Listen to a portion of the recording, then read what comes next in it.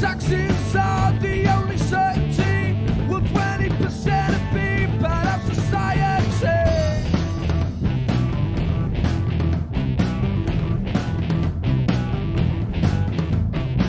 Yes, I have made it on my own in this world.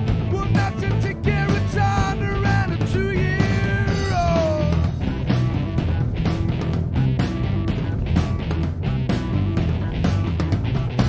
I'm gonna start the old nation and do my own thing, and I will be king. I'm gonna start the old nation with the self-preservation. I'm gonna start the old nation with the self-preservation.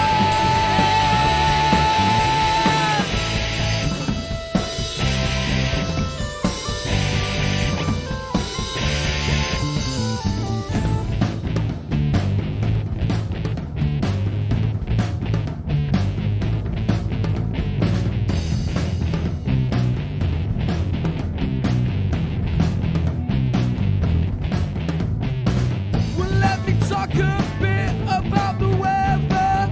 You must admit it's not very clever.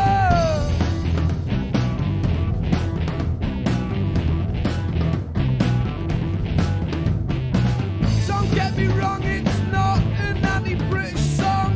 Well, there is nowhere I would rather be wrong.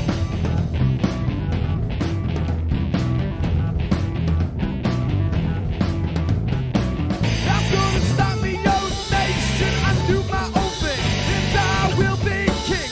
I'm gonna start my own nation with the self-preservation.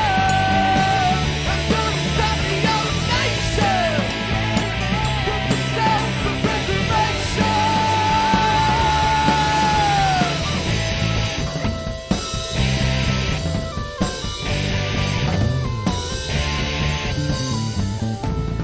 There are just a few things that I would like to say about the UK and how I think it has gone astray. Don't get me wrong, it ain't all bad. I love the crazy fads, like England always buggering up, but you know we're gonna win the World Cup. I'm gonna start the old nation with the self-preservation. I'm gonna start the old nation with the self-preservation.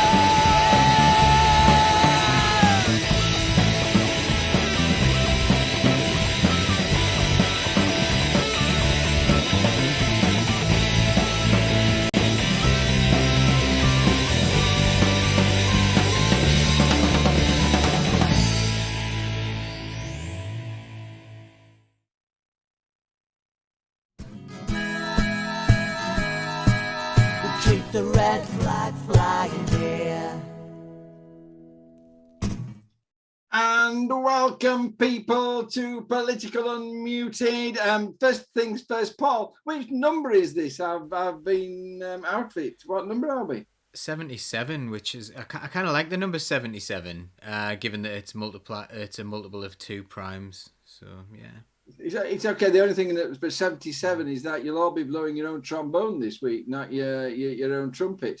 So that's the only thing I can think about that. It's just great to see you, everybody. And so I know that there'll be lots of people joining us on podcast, and all those people who are joining us live. I've got Tim and Mia and Neil. Chris Hood, it's so good to see you. Welcome to Political Unmuted.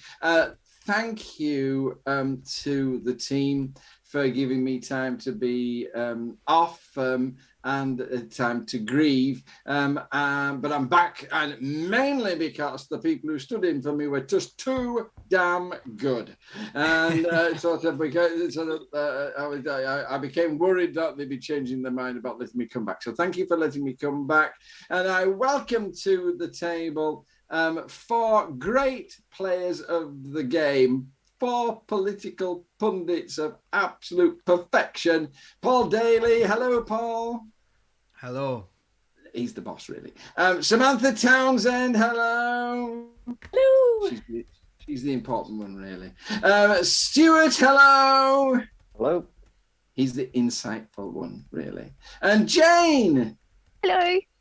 Hello, Jane's always too perfect for me. Too perfect. There we go. So it's lovely to see you all. And what have I got to say? I just think we just go with the flow.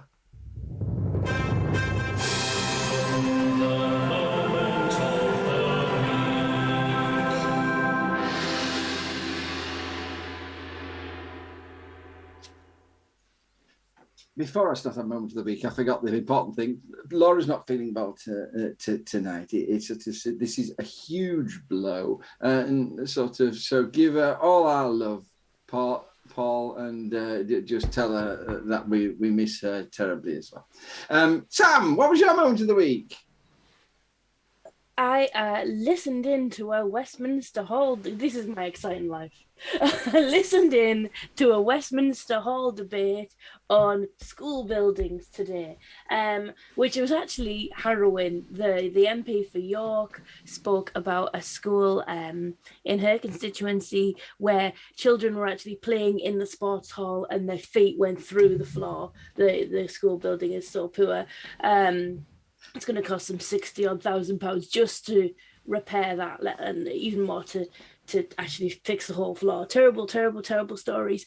But I couldn't help thinking, why didn't my MP do that? And I haven't checked yet. I looked and I couldn't see her, and I will double check on Hansard, but I don't think she even attended the debate today, despite the fact that literally the school in my town is being closed, partly because the building is in such poor repair. And you'd think she'd want to make that point, but apparently not. I mean, I was listening to that, Sam, and the lady on the minister, or the person they send, who's the sort of junior minister, sort of was saying that there's lots and lots of schools in need, and she told Mary Foy that you'll be pleased to know your school is in the mix, quote.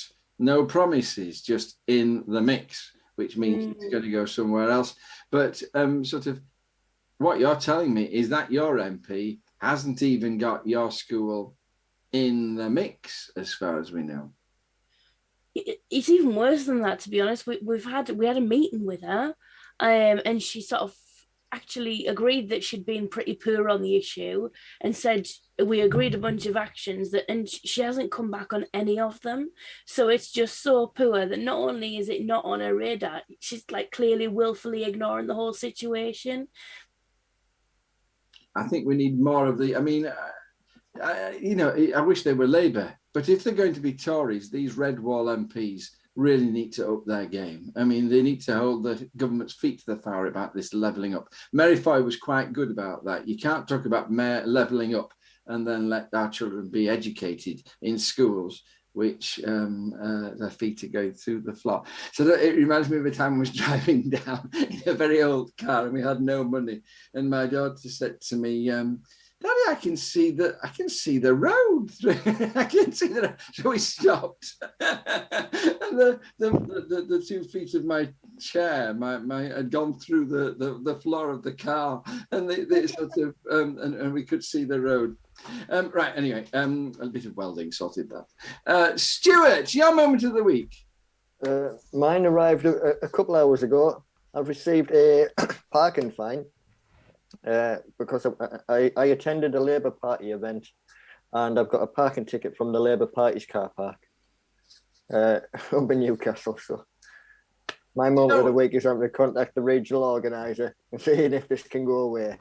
I know that Keir Starmer's getting fairly desperate for money. Did you see that thing on Squawk Box where he's sacked a whole load? He's sacked 90 members of staff, and he's asking Labour members to do the work voluntarily. We're going to talk about the P&O, whether they're employing cheap labour, but the Labour Party wants to employ zero pay to people to do those jobs, but charging you, fining you for parking in the car park to attend one of their meetings. It's going too far, Stuart. Put your foot down. But not in a York school. Jane, what's your moment of the week? Now, I don't understand what you were talking about. When you told me about it, I just didn't understand a word of what you were saying. So can you translate while you're going along, please? So it's GOSH, or the Great Ormond Street Hospital. The cleaners there, they've been campaigning to go on to full NHS contracts because they're outsourced, so they weren't getting paid unsociable hours, they weren't getting paid overtime, and they've just won their campaign represented by the UVW union. And so that made me really cheerful because you don't get a lot of good news nowadays. No. That's wonderful. What does UVW stand for? Oh, see, I should have written that down, and I haven't. So, yeah, but don't worry, Tim Dredge will tell us. Tim, can you see? He's on the chat. UVW Union. They're obviously very good. Wonderful to hear, and how wonderful to have some good news for a change, an awful week. And Paul, what's your moment of the week? So I'm gonna continue the habits of a lifetime and have two, because one of them is my T-shirt. So here you are, John. T-shirt. And it's already been mentioned by who was it in the chat? It was Ruth in the chat mentioned how much she liked it because she spotted it when I was trying to fix this thing here. So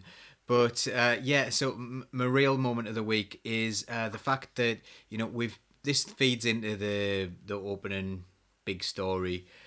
Everyone's kind of really realised how important it is to support refugees. They've kind of realised what a refugee is, and that's someone who's escaping war, has to flee a country for their own safety. But in spite of all that, in spite of the fact that people are opening up the homes for Ukrainian refugees to come to the UK, the Conservative MPs, including my MP, including the vast majority of Conservative MPs, have voted to offshore refugees. They don't know where this is going to be. I don't know if it's going to be in Fort Boyard or something like that. It's going to be like some island in the middle of the ocean that's going to cost them $2 million per refugee or whatever. It's going to cost an absolute fortune, whilst also being utterly, utterly inhumane. And they voted that through in the current context. And I think that really just goes to show what kind of people they are, and what kind of brass knackers basically. They don't care. It was like I'll mention it later on about Natalie Elfwick turning up to that protest and things like that. I'm sure someone else will mention that as well, but they've just got brass knackers, haven't they? So they'll say anything, they'll do anything, but they're absolutely horrible. So there you go. Laura's put in the T-shirt link in the chat there if anyone wants to go and buy a John D. Clare T-shirt. It's all other T-shirts are available, I understand, as we've well. Got a lovely Palestine one and LGBT, and we've got a United Ireland one as well. So for St. Patrick's Day, which was the other day. So all sorts going on. I think the John D. Clare one might be useful on Halloween. You can frighten the children who come to the door with it. UVW, thank you for everybody who's been commenting. United Voices of the World, Jane. You learn such things on this show. I've never heard of them before. And Mark Lungley, I think we ought to ask members of the audience to share their moment of the week. Mark Lungley writes, I've been approved for an insulin pump. This has been 13 years of asking. Congratulations, Mark. That's absolutely super. The other thing you might say, if you're a diabetic, you can get Freestyle Libre on the NHS as well, if it's approved by your hospital. So go for it. Freestyle Libre changes your life if you're a diabetic. And good news to you, Mark. Absolutely fantastic news. And I hope that significantly improves the quality of your life. Fabulous moments of the week, people. Thank you so much. But we have a very busy timetable this week, so I'm going to move on, I think, yes, to... Now it's time for the big story. It is, it's time for the big story, and we've got not one big story, but two big stories. Where else could you find two big stories for the price of one? And we got it today, and the first one is the story that really everybody has to address first. I'm getting all excited and silly, and really, I'm just introducing one of the tragedy of the century, never mind the decade. It's just awful what's happening. I asked the team not to revisit old ground, but sort of as you go through, I'm finding my perspective is changing. I'm learning new things about the war. I'm getting new ideas about what's going on. I'm changing my views all the time on what I feel about it. And so I asked the team that they might give us an update, not on particularly the facts about the war, though they're welcome to talk about those if that's relevant, but more about how their opinion of the war is changing, how the perspective is changing. Jane, let's start with you. Is your perspective on the war changing as time goes on, and what is your developing perspective on that issue? I don't know. I think it's not changing very much, but I think I've learned a lot that I didn't know before about the history and the background. So Novara Media, I thought, has been really good on their reporting with this, and they've had done a lot of research and represented a lot of background information and interviewed people with different perspectives. And I'm quite shocked at what I already knew, but the murkiness of the international leadership of the world and the way the actions of one country, of one superpower 20, 30 years down the line just have these horrendous results in other countries. And it's frustrating because when you listen to it, you think, well, I kind of could have seen that wasn't going to go well. It's really frustrating. And then when you look back and things I'd forgotten, how to the extent to which, Blair and our own government, was quite friendly with Putin at one stage. And I mean, I was aware of the human rights abuses going on in Russia in that time. And I'm thinking, why weren't we calling them out? Why weren't we being consistent? It's never okay to oppress people. It's never okay to have such a situation where people are afraid to speak in their own country, afraid to voice their political views. And it just really does feel like there's a lot of moral outrage at the moment, and I think the moral outrage coming from the general public is very general, but I just get this feeling that the moral outrage coming from this ruling elite, as I'm seeing them at the moment because I'm so angry with them, is quite manufactured and not really about what's right and wrong, but what suits their purposes at any one time and what suits their political, or even when you look at people like our current Prime Minister, their personal career aims, the extent to which they're prepared to take money from people connected to Putin. I don't know, let them flood London and raise house prices whilst people in this country are starving on the streets, and they know where that money's come from. So I think what's going on in Ukraine is terrible, and that perspective hasn't changed, but my kind of knowledge and understanding and feelings about the whole, the world's leadership and the role that everyone's played in this situation over the decades has developed. I mean, I absolutely agree with you, Jane. One of the things that's struck me very strongly is that it strikes me that we're giving the Ukrainians enough to stop the Russians, to make it as difficult as possible, to cause the Russians maximum pain in their invasion. But we're not giving them enough to drive the Russians out and stop the war. And I've just got this feeling that sort of another Afghanistan where the Russians are tied up, another Vietnam, sort of swimming before their eyes. We can use this to destroy the credibility and the stability of the Russian government. And at the end of that sort of process, the poor Ukrainian people are absolutely, well, I mean, Ukraine's just been literally flattened, isn't it? It's just awful. I feel like these people have just become pawns in some big international power chess game over the decades. It's a very cynical view, but it's how I feel at the moment. Yeah, I agree. Yes, absolutely agree with you. Thank you very much for your perspective. Sam, what sort of, I mean, are there any developments that have caught your eye particularly? Well, there was a big thing, wasn't it, where Boris Johnson mentioned in the Conservative conference that the Ukrainian people were fighting for freedom just like the UK people did with Brexit, which is a disgusting and crass and horrendous thing to say.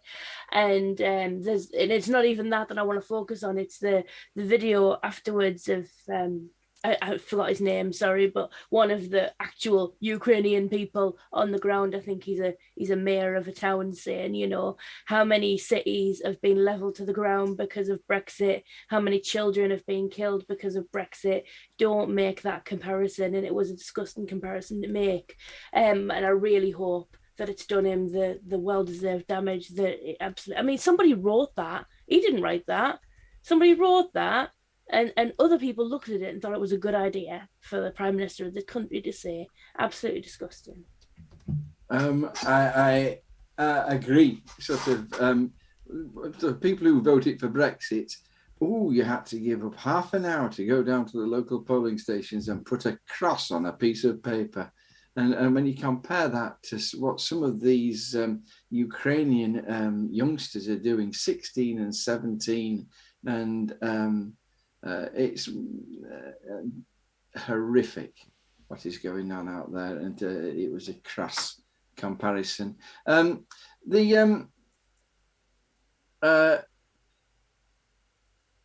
Stuart, most significant development in the war this week, how it's going? A significant development, certainly I think, from the perspective of Britain and British people, is perhaps realising how important that entire region is globally.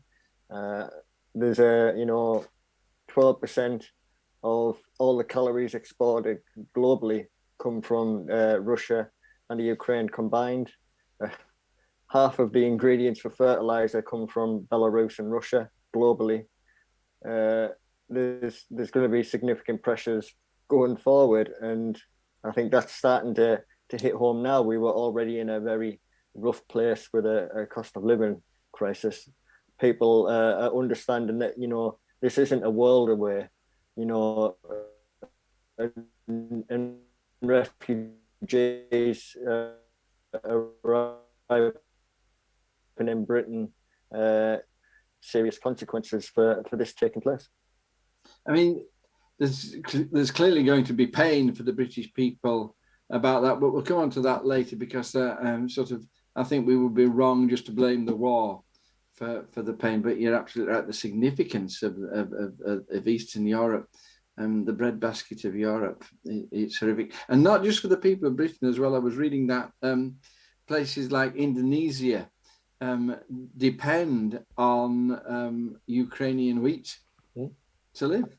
You look at South America and Brazil as its largest agricultural centre. 80% of the fertilizer that Brazil relies on comes from Belarus and Russia. You know, it's an incredibly destabilizing thing globally.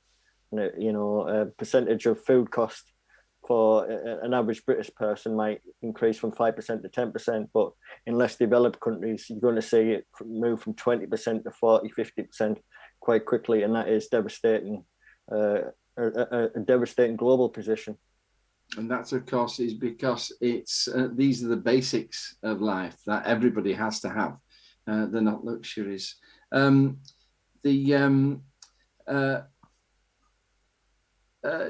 back to you, Jane, for 2 seconds. When I was putting out the notes for the meeting, I don't know whether you saw them, but I linked to an article by Chakraborty, who was sort of saying that the West enthroned the monster.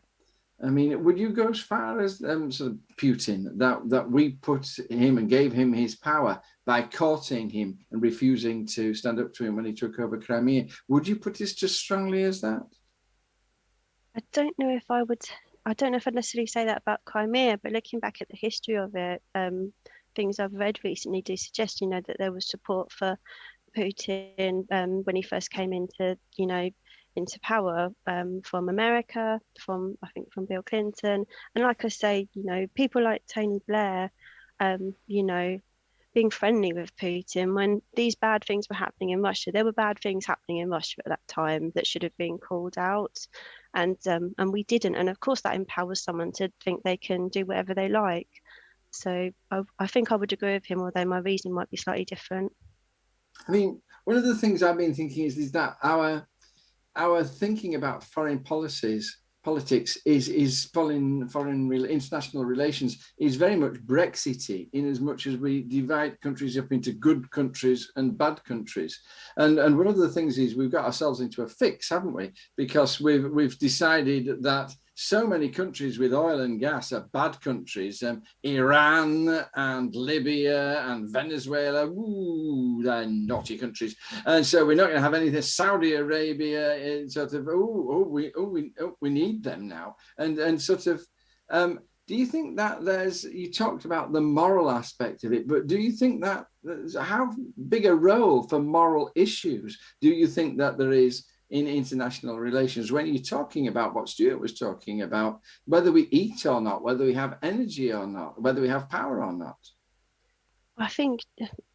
We don't have to do things. There's not only one way, is there? And actually, I'd say the moral way would have led us down the right way, because the moral way would have led us to invest in green infrastructure and not destroy our own manufacturing and, production in this country, not to devalue those low paid, so-called low skilled workers in the way that we have. Lots of communities it's really hard for people in so-called low skilled work in this country now, I find, because they're treated so badly. The working conditions are terrible and it's quite difficult. We've made really poor choices that link in with this, and I'd change them tomorrow if we could and just go a different direction. We have made some appalling choices. Sam, I saw you nodding vigorously when Jane said that the moral way would be the right way. And I love that bit in the song, which comes at the end of the show, which says that he writes to his mother and he says, the left way is right and the right way is wrong, which is just one of the best lines in any song, I think. What struck me about this is that, do you think that some of the changes which are being forced on us because of the war might in fact have a good result? That sort of the realization that we can't rely on Russian gas and we shouldn't be relying on Russian gas might in fact help the green and sustainable energy side of things. That the fact that we can't get fertilizers might force farmers to improve their farming practices and not just chuck fertilizer and grow crops on fertilizer. Or is this all just a series of bad things and we want to get back to the old ways as quickly as possible? Yeah, my concern is that those huge changes in practice, especially in the agricultural sector, can't happen in 1 or 2 seasons. They've got to happen over quite a number of years. So, if we were in a situation where we couldn't import food, we would starve.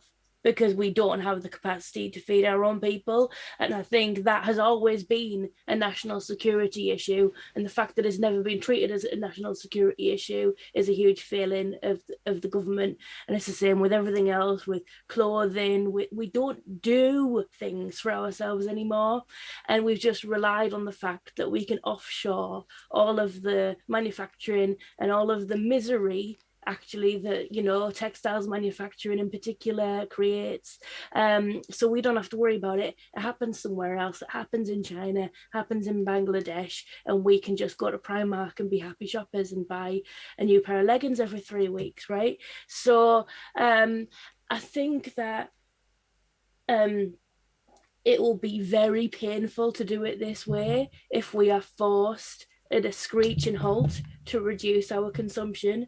But we've talked about it before on the show, is the fact you just cannot keep expanding and keep consuming forever. There's a point where you run out of stuff to consume. There's a point where people don't have enough hours in the day to work longer to create more GDP. And if that's how you are measuring your success as a society, it can't go on forever.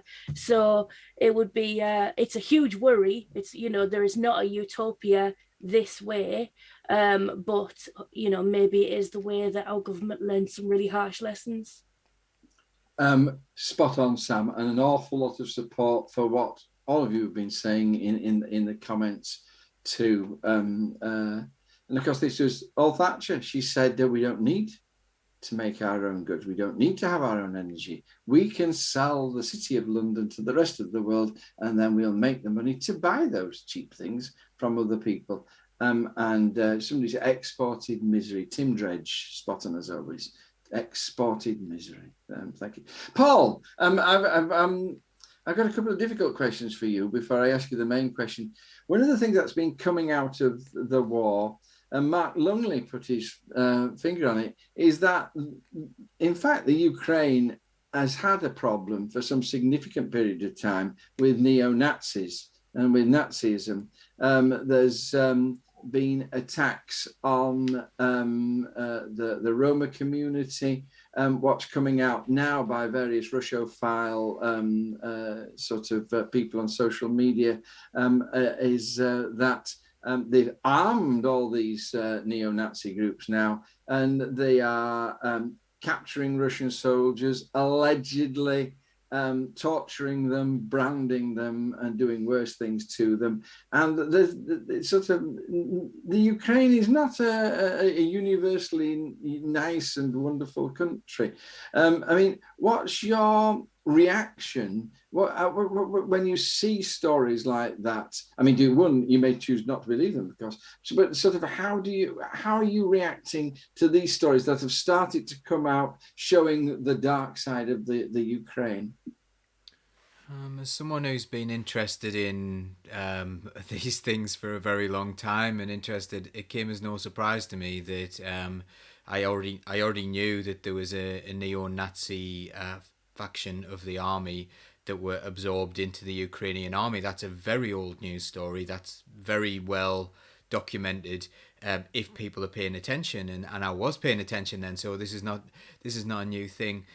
I think the problem for me is we have such a childish approach to the news and such a childish approach to you know, conflict in this country. Like it's goodies and baddies. It's so bizarre that you wouldn't believe it if it was a film plot. If it was a film plot, you'd say, actually, those bad Russian guys, you know, there's no motive for them to do this, so I'm actually going to stop watching this film because it's really, really silly, because they're just the baddies and we're just the goodies, and it doesn't make any sense. Now, there is a mix of all sorts of different reasons for people to do things. And I think what Russia has done is utterly disgusting. Going to war, utterly disgusting. So nothing's changed there. But that does not mean that the West's policies have been perfect. Far from it. In fact, you know, we need to totally change our approach to any sort of conflict. Things are going badly, badly wrong. And if you think about, like, you know, can you really criticize Russia for doing what they've done in the in Ukraine when the West have done what they've done in Syria? and in Libya, and and all these other countries where they shouldn't have been, and this is NATO as well. And you look at all the countries that NATO have invaded over the years, it's huge. NATO have bases on the outskirts of Russia. Do Russia have bases on the outskirts of NATO? There are decisions that have led us to this position.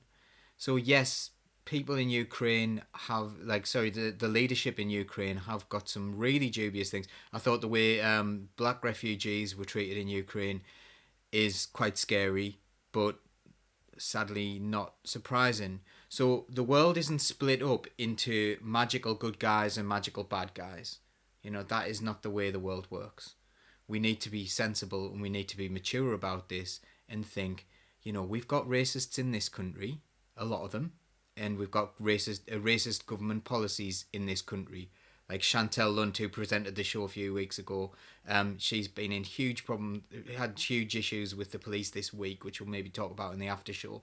But she's facing racism, and we've got child Q, and so on. We've got all these big problems with racism in this country. So why wouldn't Ukraine have big racism problems?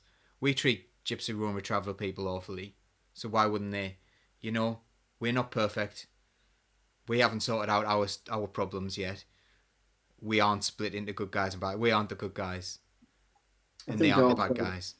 I think also, Paul, my view would be we have a very sanitized view of war in the West, and we have this idea that we can go to war and it'll be a just and a good war. I mean, it's almost like sort of a medieval view of a just war, and our guys will, as you say, will be the good guys. And what you don't realise is that in a war, everybody, particularly as it gets nasty as it goes on nasty, sort of the worst in everybody comes out, and mankind dredges the bottom of the bucket of all that's foul in human nature. And you can't have a war without this happening. And that's why you have to do everything you can to avoid it. It has to be the last thing. Refugees. You mentioned refugees earlier. Do you think Britain's stance on refugees from Ukraine has improved, or is it still something to be absolutely ashamed of? Linked back into my moment of the week. No, from a government point of view, no, it's appalling. It's utterly appalling. At the beginning of the coronavirus crisis, I thought things would change with regards to how government policy might be and how people see things. But we've fallen right back into the world the way it was, but it's a bit worse, I think. Post-pandemic, I think we might see, we had this big positive upsurge in saying, yeah, we want to help people. We care about refugees now. All of a sudden, refugees aren't a dirty word. Refugees, yeah, I'd take a refugee into my home. And loads of people have said that, and bless the people who've said that. That's really lovely, really, really good. Probably because the way the war has been portrayed in this country, rather than the refugees coming from Syria, who are equally in dire straits but have been so for longer. So I thought maybe people might change their opinion on refugees. I believe they have, but I think the government they're just making platitudes because they still want to offshore the processing of refugees. They do not want them to be here. They do not want anyone who needs our help as a relatively safe country.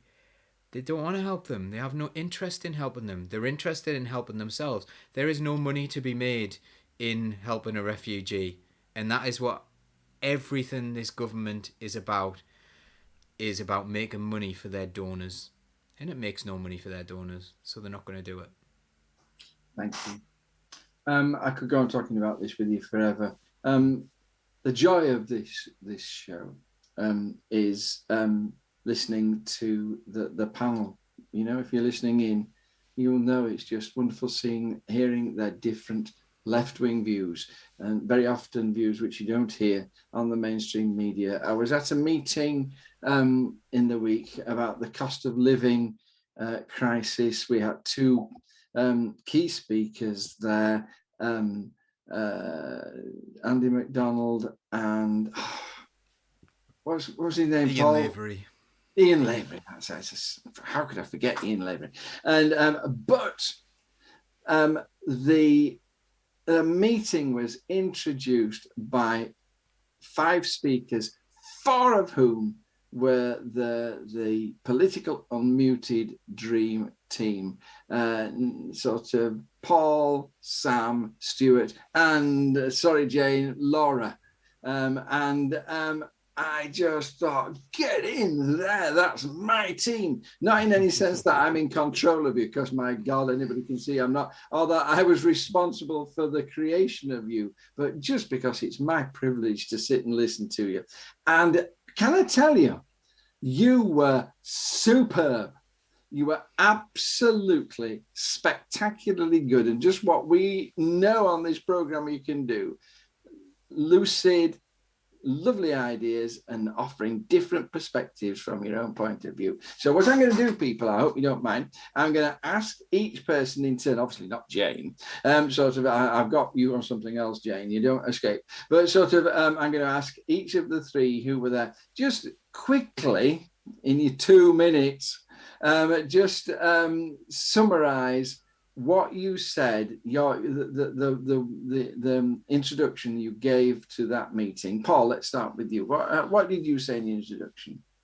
Okay, so mine's going to be up there. So if anyone wants to see it, we're going to release that speech this week on my my political page that I've got. But basically, mine was that this is the system working exactly as it should, and people are going around acting like there's this cost of living crisis that's just come out of nowhere, and it's a series of unfortunate events, of which like the Ukraine war is included, but it's not. This is by design. You know, you can only squeeze so much blood out of a stone, and what's happening is the wealth of everyone else is being sacrificed for the wealth of billionaires, and they're trying to squeeze as much money as they can, and it's really hitting the middle classes as well now, as well as everyone else. I actually would consider most people to be working class, but I have a different definition to most people. I think if you're precarious, you're working class. If you would lose your house if you lost your job, then you're working class.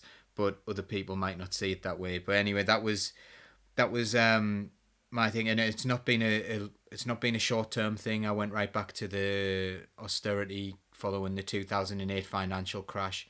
What we've got is a system that it doesn't even, like, it's a free market ideology for everyone, as in you will get no help from the state if you need it, if you're a human being, if you need that to live. But if you're a business, they'll help you. And if you're a failing business who's done terrible things, you will be propped up and you will be saved by the state. It is capitalism for everyone else and socialism for the richest. That's the system we've got. I didn't say that on the day, but that's kind of like the idea of what I was going about. We need to understand where everything's come from. The fact that this isn't an accident. This is the system working as exactly as it's been designed to do by the wealthy for the wealthy. And so it pushes it into a situation where we're all working like crazy and spending every penny that we're earning with them. That was fantastic, Paul, and you were great on the day. Stuart, you were fabulous as well, and I think you came before Sam in the in the speaking order. What did you say to everybody in your little speech? Told everybody I was cold. I went back to, things really started in 2012 with regards to, austerity kicking in. And that's, for many people, where the cost of living crisis started. That before, the Ukraine was invaded, before even Brexit, there were nurses going hungry and going to food banks and not being able to afford to travel to work to save lives. That, back, 5-10 years ago, we had kids going without lunches, and that malnutrition was becoming a normalized thing. Yeah. That this didn't just start, as Paul's touched on, it's not an overnight thing. It didn't creep up on anyone. It's been there and it's been ignored. That was my few minutes. Thank you. A manufactured crisis, people. do feel free to comment on these thoughts. Then Sam, apart from telling everybody that I lost my seat in the last election, Sorry. One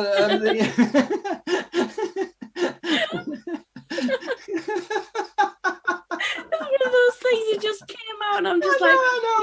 this is very insensitive of me. It was just so lovely the way it happened, and you were so lovely to me.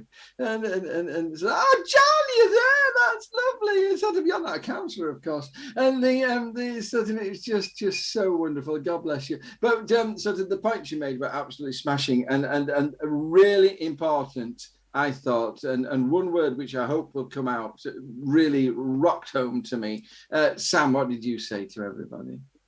Yeah, I mean, I chose to base my speech around hope for our future and a little bit of optimism and the way that I see things. Obviously, we're in a dark place. We're in a darker place than we've been before, and every year so far we've thought it can't get much worse than this, and it has. And we've now got, you know, the situation where people, we already had people who couldn't decide whether they were going to heat the home or feed themselves, and now we're going to have people on full-time, like, well-paid jobs who are going to have to make that decision for themselves, right? It's going to be really serious when this bites, and we haven't.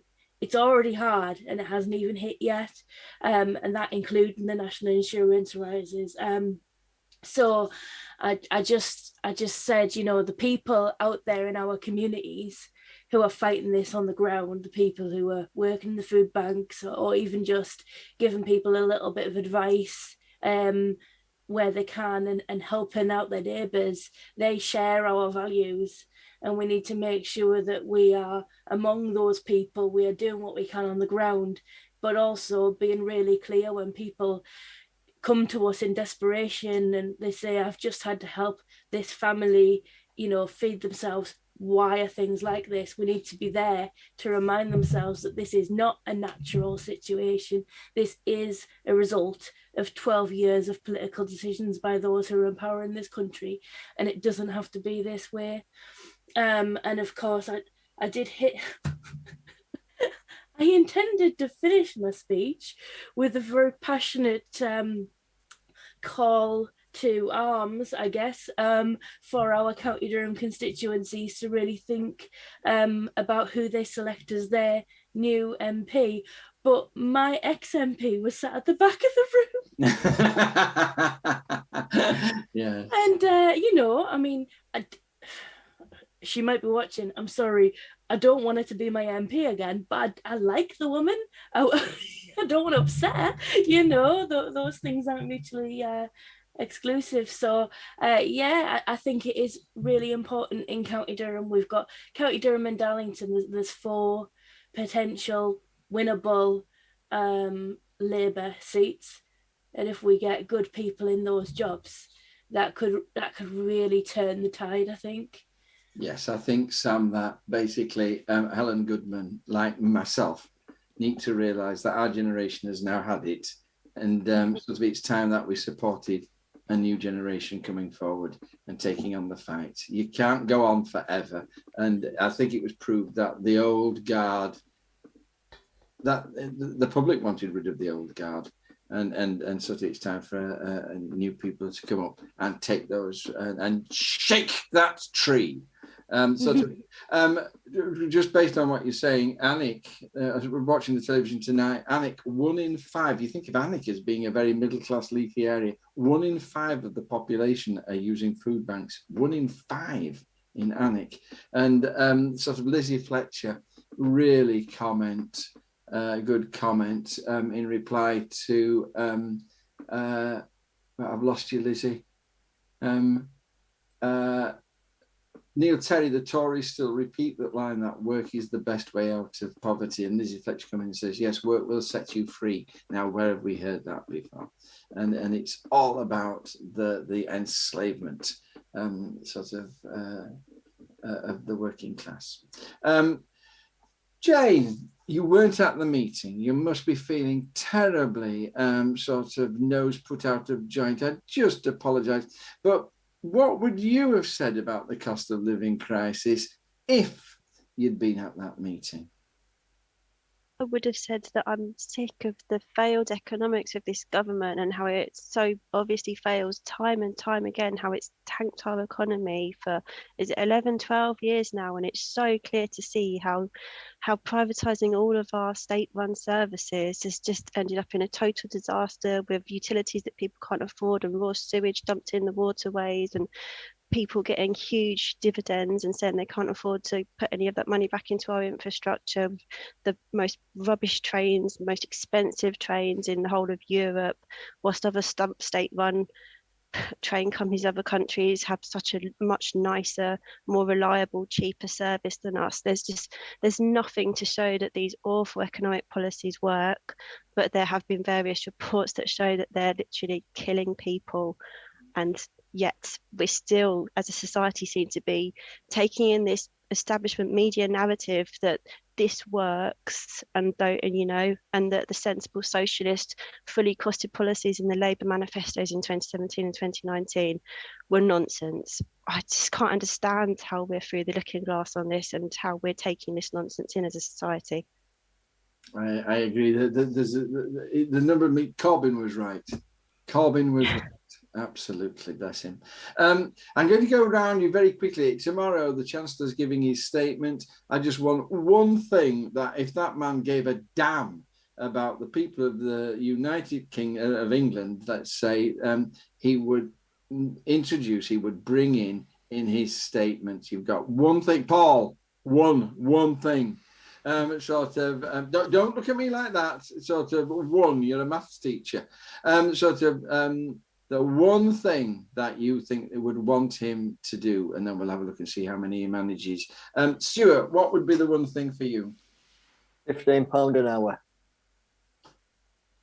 Living wage. Sam? Uprating of benefits. Being on the news this week about how terribly disabled people are being hit about this because it costs them much more to live than ordinary people. Please forget that word, ordinary people. Disabled people who are abled people. Please forgive that slip of the tongue. Jane? Full funding for the NHS, including proper training and bursaries to fill all the vacancies. Thank you. And Paul, last two, just the one thing he needs to do. UBI. Well, I can tell you now he's not going to do that. I won't. It's unrealistic, but universal basic income would cover everything that people have just mentioned there. You'd have to pay for that by stripping out all the privatisation as well, so it wouldn't all come at once. But yeah, UBI. Other stories, Paul.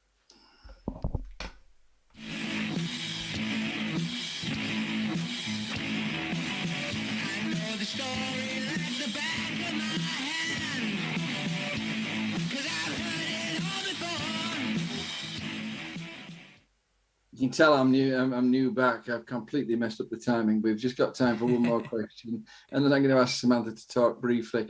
Stuart, talk to us about the P&O crisis, which was the next thing people wanted to talk about. A little background is that roughly a week ago, P&O got roughly 800 members of staff into a Zoom meeting and told them that they had been made redundant. Then when staff didn't take that too well, they went on board ships and were removing them in handcuffs. There's been some incredible backlash, and I know that certainly things have escalated quite quickly because I've just checked up on the updates, and P&O are making 36.5 million quid available as severance packages after the fact. How is that legal, Stuart? My understanding that it's legal only in the mechanisms used with where the company is set up and where it operates from, and which laws and which countries' laws it likes to use and use beneficially to itself. horrific. Jane, what's your thoughts about this? So apparently this is going to save the company £9 million by paying poverty wages to these workers with insecure work contracts. And they're paying out £140 million for golf sponsorship. And they've also just entered into a racing sponsorship. So they could have just reduced the golf sponsorship to 131 million and not done this to the workers, but they've decided on their priorities. Yeah. I mean, that's the double standards, isn't it? Oh, we're going bankrupt. We need to employ cheap foreign labour at £2.30 an hour. We're going to go bankrupt. Oh, by the way, all these other things, dividends and the hypocrisy. Somebody mentioned hypocrisy on the comment stream earlier. It's just full of hypocrisy. Sam, what about the government's reaction? Are you satisfied with the government's reaction? They've been actually quite outspoken in their opposition to what's happened. Well, I mean, that's the great thing about them being the government, isn't it? Because if they really cared, they could change the law, or they could withdraw P&O's licenses to operate in our waters, or they could make their own ferry company. You know, there's an awful lot of things that the government could do. Words are not enough. Words aren't good enough. And again, it goes back to this thing, right? If we don't have people in this country who can operate boats, that's a national security issue, right? We can't just outsource everything just because it's cheaper. And that's where the government should step in, because we need people who can ride boats, seafarers. We need people who can pilot planes, drive all of the, these skills. We can't keep offshoring all of our skilled work, right? What's one of the things that all employers are telling us right now? They can't employ people who are leaving school. They've got no skills. We can't. This is like, again, it's a huge national issue that the government should get a hold of. Fire and rehire, Sam. I mean, basically, there's all hell on going on social media because the Labour Party brought forward on the back of the P&O thing something that would actually make fire and rehire illegal. And none of the Tories turned up. They didn't even turn up for the debate. I mean, people are saying that this basically sums up the government's there for the bosses, the Tories are for the bosses, not for the workers. What's your comment on that? Yeah. Boris Johnson made it very clear early on in his leadership that anybody who disagreed with his leadership was going to get sacked, right? And he obliterated all opposition to him. And that's not how our democracy is supposed to work. Our democracy is supposed to, yes, you're going to have political whips, you're going to have political influence, but ultimately every MP, it's their name next to their vote, and they should be voting for what's in their constituents' best interests. And Tories that have done that in the past have been sacked. So we've got this situation, especially our MPs who came in 2019, they see Boris as the reason why they've got a job. They are hugely loyal, and they're definitely more loyal to him than they are to us. Yeah, thank you. Paul, there's people on the stream mentioning Elphick, and you mentioned it before the show started. Do you want to talk about that for a while? Yeah, it has what Natalie Elphwick did. I think she's the MP for Dover or something. She turned up and turned up at a protest against these sackings, but like everyone started shouting "shame on you," and she joined in. She's like, "Shame on you," and like, no, we're talking about you. Shame on you, because she and her government have just empowered companies to do this. Like, workers in Britain have had unions have had their powers cut for years. I've seen a decline in union power in my time in work, and unions have become a dirty word. They get attacked by the press all the time, but they are workers' last line of defense and first line of defense and only line of defense. And workers have believed the Sun and the Telegraph and given up on that line of defence. It's absolutely. And it's been a ploy. It's been a ploy, and that's not just the Tory party though. That would there's been a distancing in certainly the New Labour years when they wanted to distance themselves from the naughty unions because the press kept on saying things about them and so on. But I think what she did had the same energy as the Tories who turn up at food banks.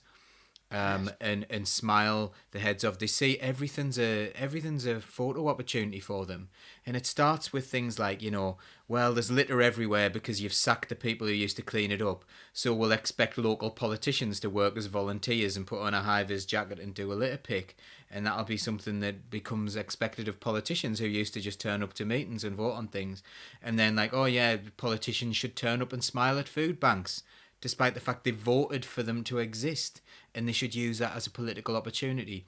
And again, she's thought, I'm going to seize this political opportunity, and I'm going to turn up at this protest, and this is going to make me popular, and I'm absolutely great, and look at this. And either, again, it's the brass knackers, the brass knackers arguing, have they got so much gall to turn up at these things and think no one else knows, everyone's stupid, or are they that stupid that they don't realise their only job is actually to legislate against this kind of thing and protect people from it, but all they're doing is empowering the wrong people who are unscrupulous bosses and all that stuff? Do they really not know what they're doing? I sometimes can't work it out, whether they're just grossly incompetent and have no clue, or they have the complete goal to turn up and laugh at people. Basically, that's what they're doing. If they understand. Just very briefly, Samantha, have you seen Mark Lumley's comment there? 2022 needs to be the summer of the union and the strike. If there's maybe a comment you might want to bring up for the second half. Paul, what can we do, we as individuals, about the P&O situation? That's a very interesting thing to say. So we as individuals, no, we are not individuals. Our power is in collectivism. We mustn't think of ourselves as individuals. We are many, they are few. So these people who want to do things, they can only do things by our consent. They can only treat people like crap by our consent. And look at some of those workers that went on there, that were marched on there to do that. Some of those people who went on there to take those people in handcuffs refused to do it. Didn't realise what was going on, the security staff. They refused. And, some of the agency workers are now probably, absolutely poor as anything, really, really struggling. They say, no, we're not going to replace people's good jobs by doing this. But we need to be collectivised. We, as a group of people in this country, need to come together and tell people, no, this isn't going to happen. That's what we need to do. Thank you, Paul. I'm so sorry to be abrupt with you at the end. We've just got time, Samantha. You've got 60 seconds without repetition, pausing, or whatever the other one is to talk about the Nazanin situation, just to get people's intellectual juices going. Absolutely. So for those of you who may not know the whole story, Nazanin Zaghari Ratcliffe has been in an Iranian prison for 6 years. She has a 7-year-old daughter. She's never going to get those years back. There's nothing that they can do to give that back to her. Not only was she effectively abandoned by the UK government, while also offering platitudes to make it seem that they were trying to get her out. Several years ago, a plucky young Home Secretary by the name of Foreign Secretary by the name of Boris Johnson gave a statement saying that she was out there teaching people journalism. She was on a family holiday. She was not teaching people journalism. That kept her in an Iranian prison. That was read out in court against her. He's personally responsible for making her situation worse. And now the government are trying to claim some glory for bringing her home, when one of the reasons she was there was that we owed the Iranian government £400 million in an unpaid debt, going back to the 70s, right? Now, I'm not saying you should lock people up if they owe you money, right? I'm not saying that's right. Goes back to what Paul was saying before. Good guys, bad guys, you can't think of the world in that way. But basically, she's finally out, probably because we need oil from Iran. So we need to rebuild that relationship. And she had a press statement on TV where she said, I shouldn't have been in prison for 6 years. They could have done more. I'm not going to thank the foreign secretary. I've seen 4 or 5 foreign secretaries in my time. And the internet exploded in hatred for her. Reminder, a woman who has a 7-year-old daughter who was in prison for 6 years of her life isn't allowed to say what she thinks about that experience. I think not. So I think what we can say is, we are all with you, Nazanin, and we are against all of those horrible, horrible internet people that think that they can decide what you can and can't say about your experience of being in an Iranian prison. Yeah. Jeremy Hunt, she's a woman who requires answers. Mm-hmm. That's it. Thank you very much indeed. And on that basis, everybody, I'm going to bring the show to slightly over the hour halt. Thank you for the great privilege of allowing me to host the 4 of you. Paul, Sam, Stuart, Jane, always welcome. God bless you. Thank you. It's just such a joy sitting in this seat, listening to you all. Thank you, everybody, for your amazing comments, which I'm sure Sam will pick up in the second half. And we're now going to go and listen to what's his name? Joe Solo, and sort of have a bit of a break. God bless you. See you next week. Don't miss it next week. Electric. My name is Jack Atkinson, I'm not afraid, and I live and die by this vow that I've made.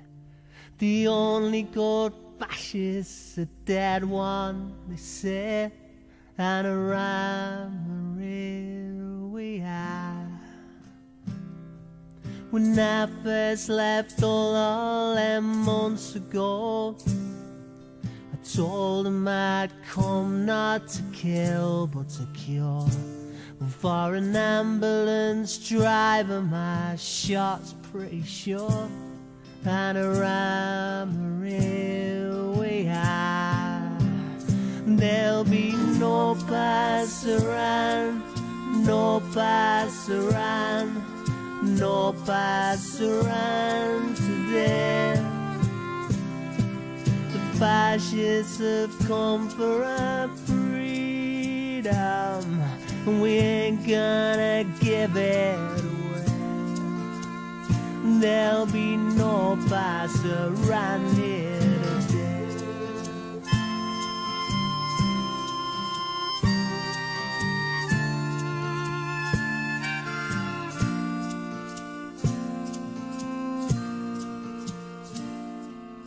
I told my mother, now mother, be strong, for the left way is right and the right way is wrong.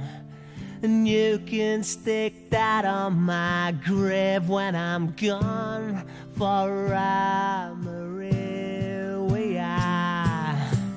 There'll be no pass around, no pass around, no pass around today.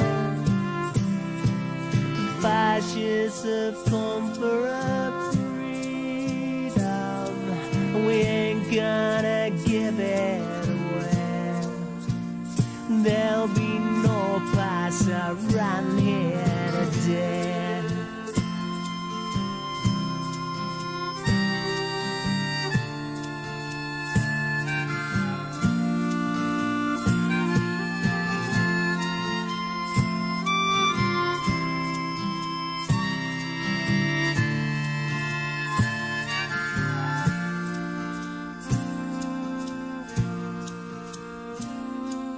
Cares may be cast and the cast may be cast, but you armies of darkness, you best do your worst.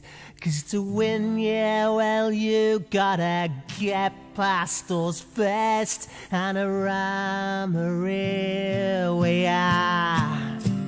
There'll be no pass around, no pass around, no pass around today.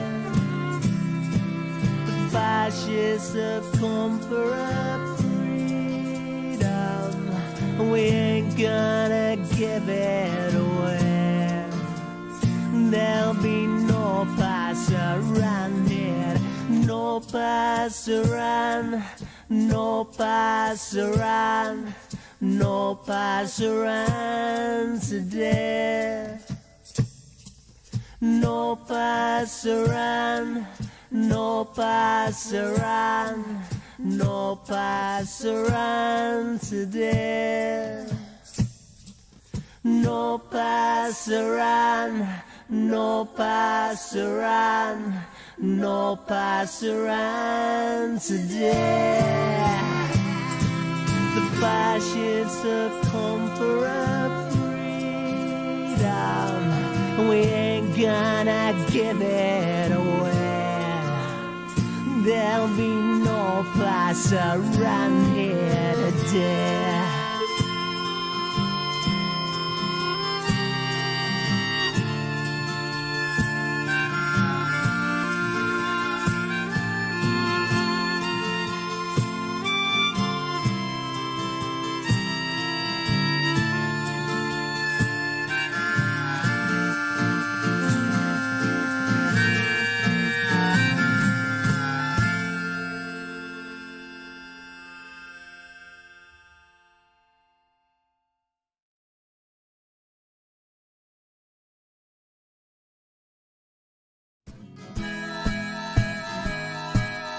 Keep the red flag flying there. Hello, everybody. Oh, didn't John do well on his first day back? Well done, John. We have missed John so much. We have appreciated everybody who stepped in to be guest hosts. But when Paul suggested that we were going to have guest hosts, I was very nervous because it's actually a lot harder to be the host than any other job on the show, because like you say, you've got to keep track of time, you've got to rein us all in, you've got to do all of the reading for all of the things where we've just got to read around one thing about 5 minutes before the show. So not that I just do my homework 5 minutes before the show, of course, so sometimes during the show, but it's really good. And honest John, you know, I think we can all say, you say that it was great to see us all up there speaking at the Socialist Campaign Group rally, but it's not an accident, you know. I probably wouldn't even be a county councillor if it wasn't for your support over the years, and you developing first the radio show, which will become a cult sort of thing, because none of these people will have heard the radio show because they're all internet people. But before this show, there was a local radio show that John Clare hosted on Aycliffe Radio, and we all started on there, like coming into an actual studio and talking to no one. But you can only get better at speaking by practicing it, and this is something that I will talk about all the time, and I'm now much more capable to talk about it because I've had so much practice. But you know, people with power and influence, people who go to private school, they are taught to speak, they are taught to give, you know, well, speeches.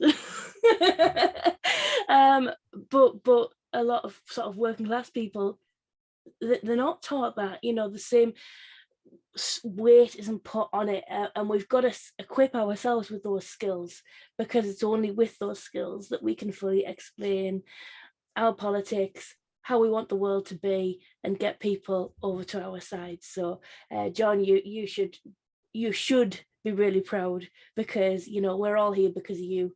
You've given us this platform, so thanks. There we go, don't cry. Back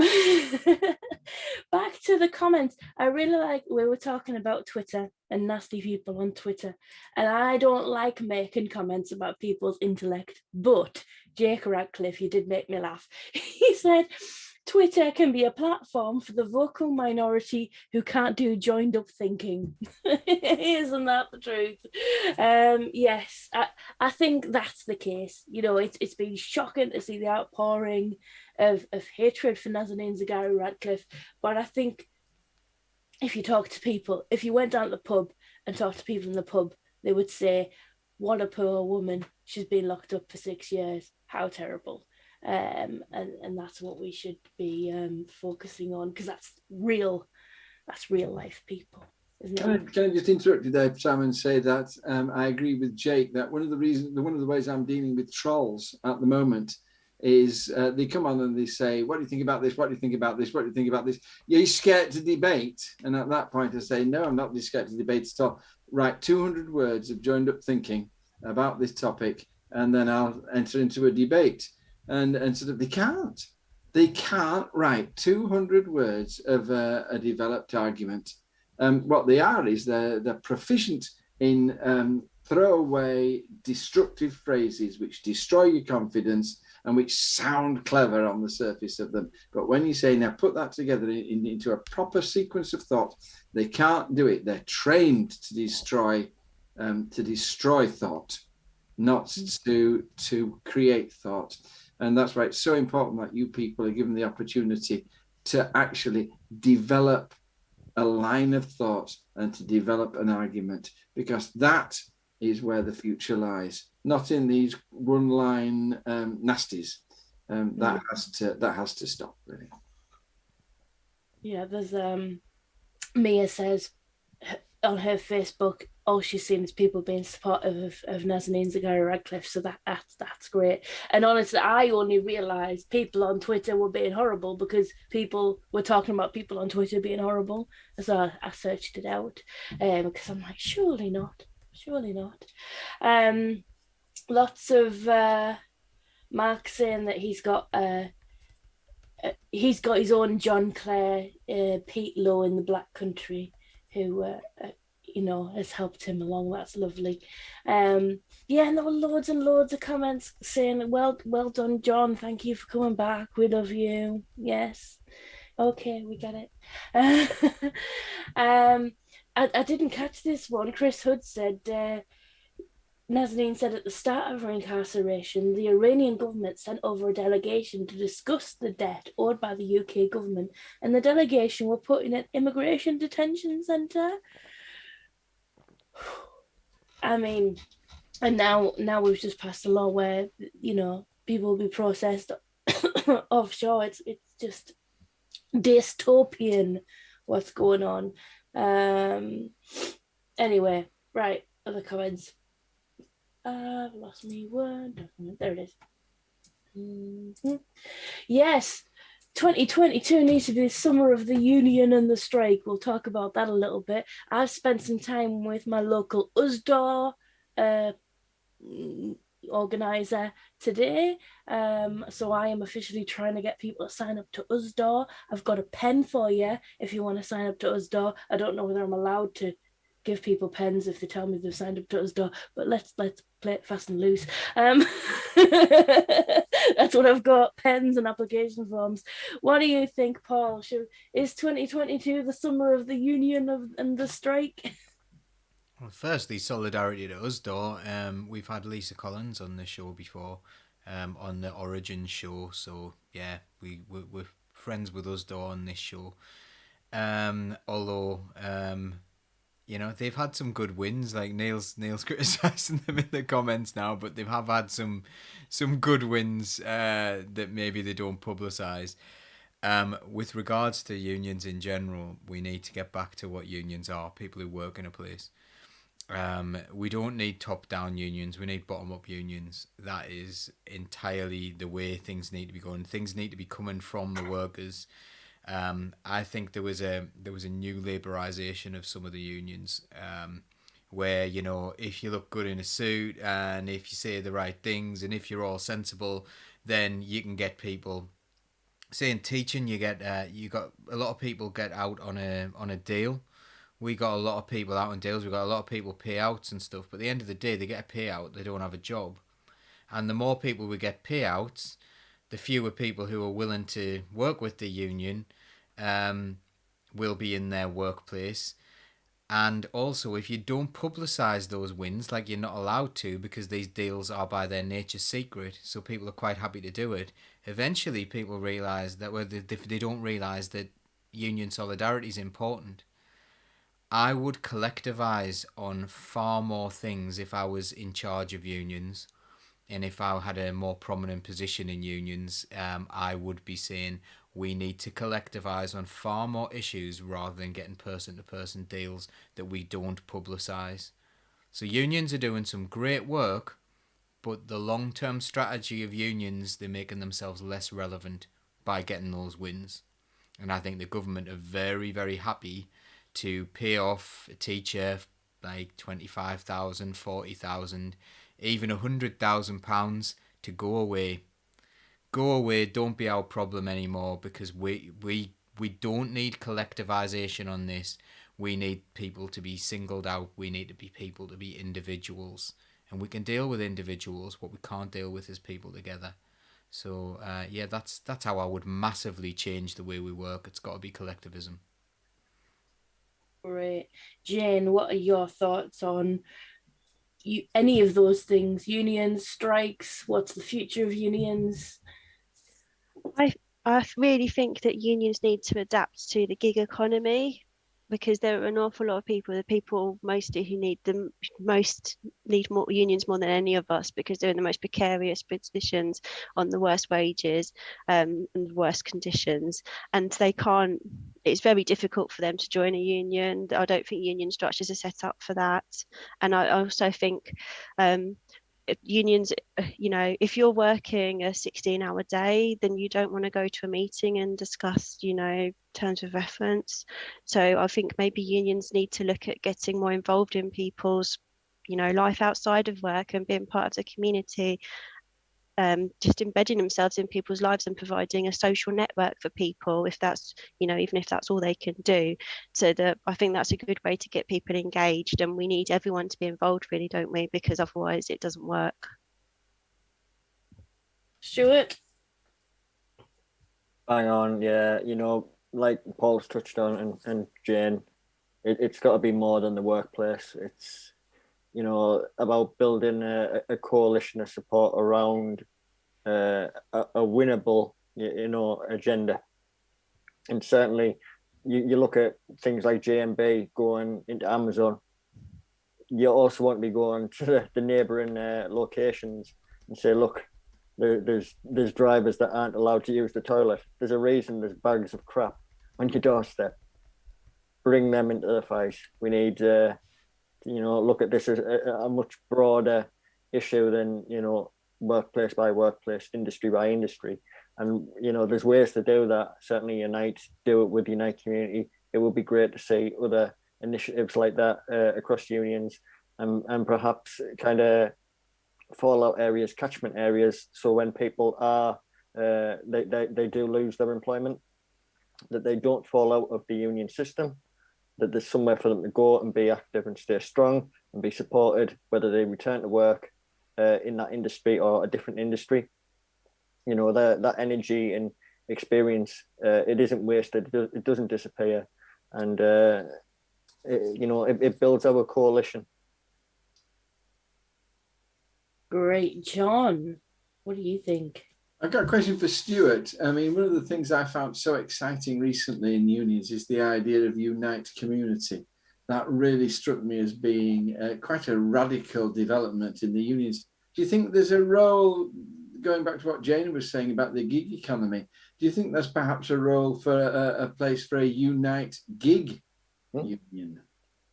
Absolutely. You know, certainly work, as we know, has changed considerably over the last decade and a half. and we need to adapt quite quickly to catch up with it to support those workers. But we also need to recognise that, you know, workers aren't just people with jobs that get a wage. There's workers who are stay-at-home carers. You know, there's workers who are volunteers in community centres. They're still working. They're recognised as workers for the most part by the government. And, you know, their industrial sector is society.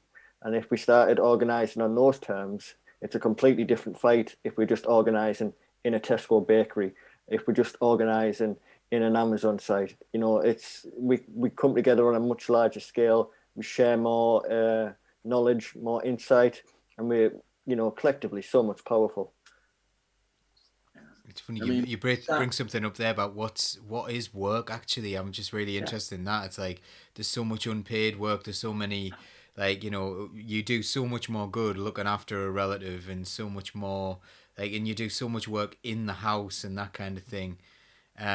Like, rather than people sitting around an office absolutely doing nothing. Like, and some people do nothing. Yeah, I just thought that was kind of relevant. The only comment, thank you, Paul. Sorry to talk over the beginning of that.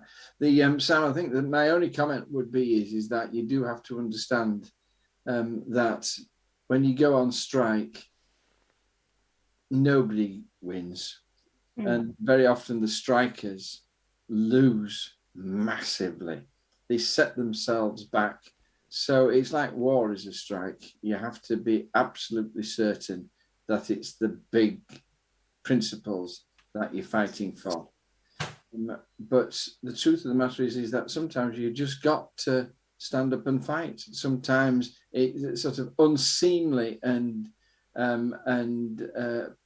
problematical as it is and damaging as it is, you've just got to stand up and fight your corner. And one of the things that's happening is that we've let the government get away with this line, which says the Bank of England says, yes, prices are going to go up through the roof, but don't ask for a bigger wage. How do people live? And somebody in a position of authority has to realize at some point that people have got to be able to have enough to actually put a roof over their head and clothes on the back and food and get to work. Yeah. Well, it's not even how capitalism's supposed to work. You need to have all the basics, plus enough to keep buying stuff. That's right. So if you reduce it down to just survival, capitalism fails completely. And that's where we're getting to. We're getting to a point in capitalism where there's no future in it whatsoever. Absolutely spot on. The government and the firms have got to be brought to their senses. Yeah. So maybe the only way to do that is the threat of strike. When you saying earlier on, no one wins in a strike. Well, you lose if you're not willing to take it. You've got so little power as a worker. All you've got is the power of your labour, which is actually a huge power collectively. And you have to be willing to exercise that. Absolutely.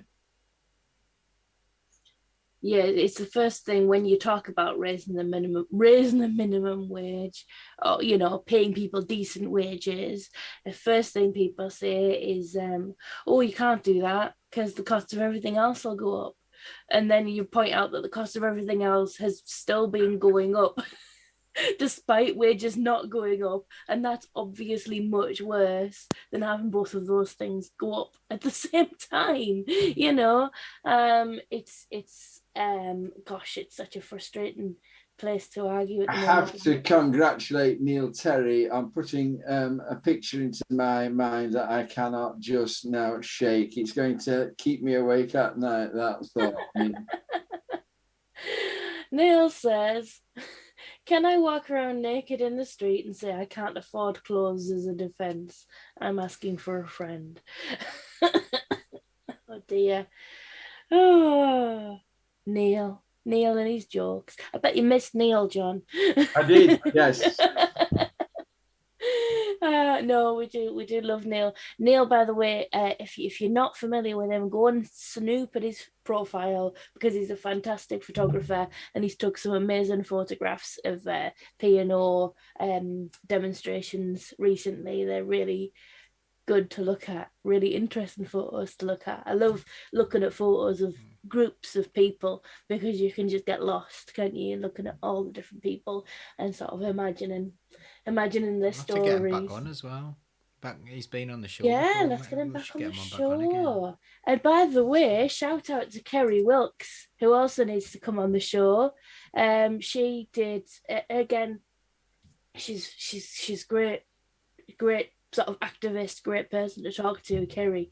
But she did a piece that was captured by ITV News, I think, where she was talking about the reality of the cost of living crisis for her and solidarity to her, because there is absolutely and unfortunately no way a woman can speak on TV without getting loads of abuse about things that are totally irrelevant to what they've been talking about. So I know she talked about that and her story's been regurgitated by the local press in a way that wasn't very responsible as well. They didn't contact her before they ran the story, that kind of thing. So it's very difficult to go through all of that stuff. If you're an old hat like me, you're used to it, but it does take some processing the first few times that happens to you. So well done, Kerry. You're doing a cracking job. Do you want to say anything on that, Stuart? It's just, I mean, I saw some of the comments that were levied against Kerry, and it was like, well, back in my day, we weren't even allowed fire. I just had to rub my hands on a piece of coal to stay warm. I was like, yes, but it's 2022 and private individuals are selling tickets to space. You know what I mean? We've got to move beyond the idea that we deserve more than a lump of coal. Absolutely. You know, things are supposed to get better. They're not. Where's my goddamn jetpack? Where is my jetpack? Where is my jetpack? Mark Lungley said, if hard work is a way out of poverty, why are nurses, cleaners and caregivers so poorly paid? Boom.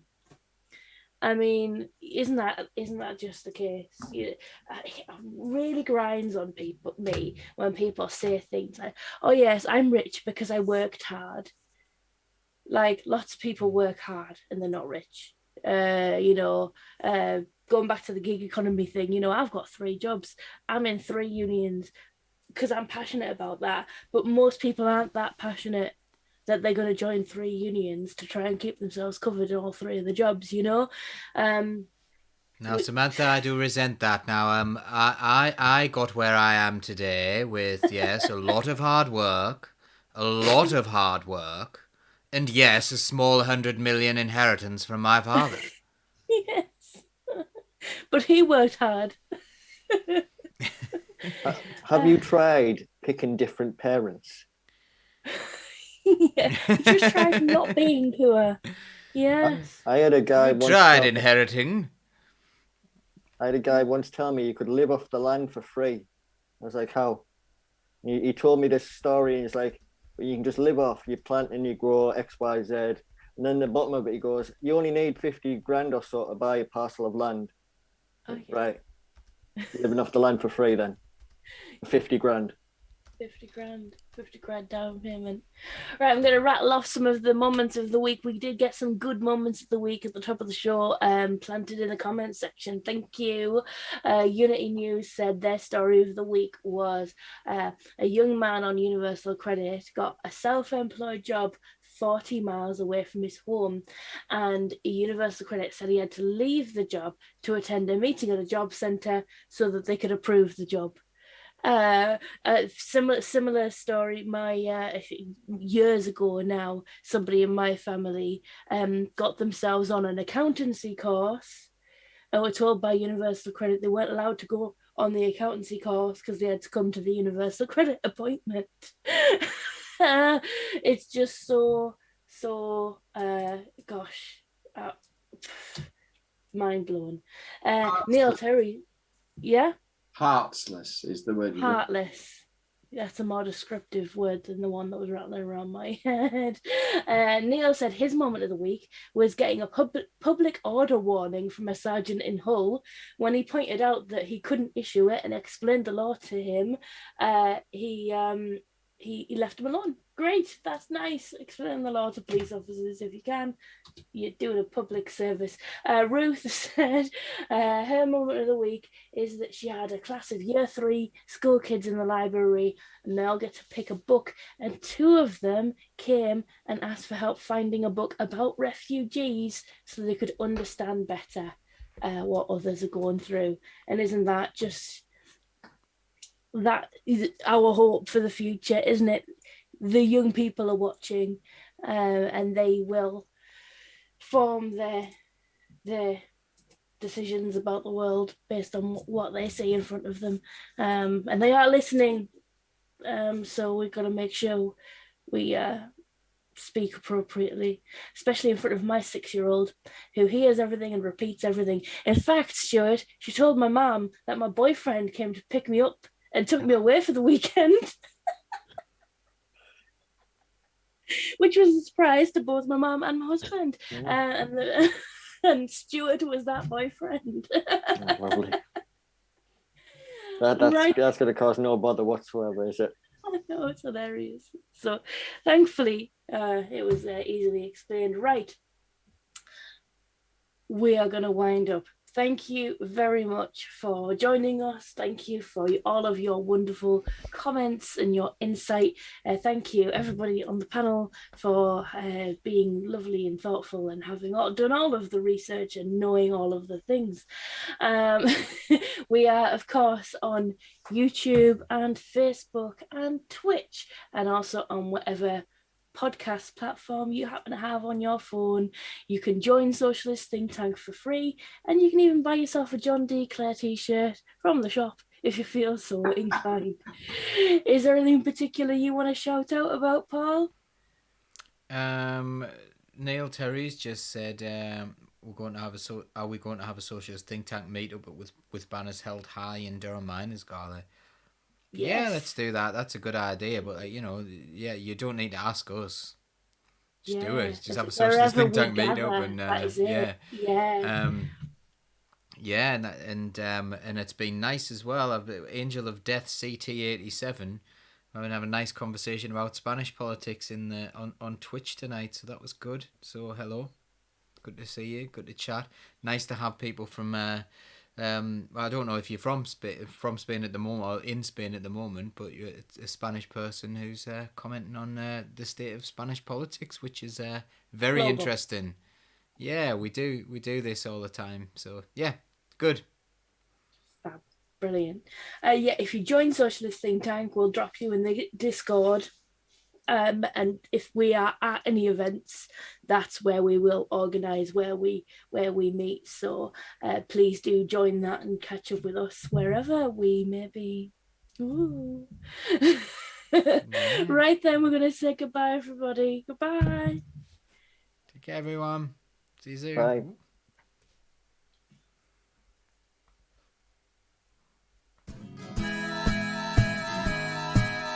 Keep the red flag flying here.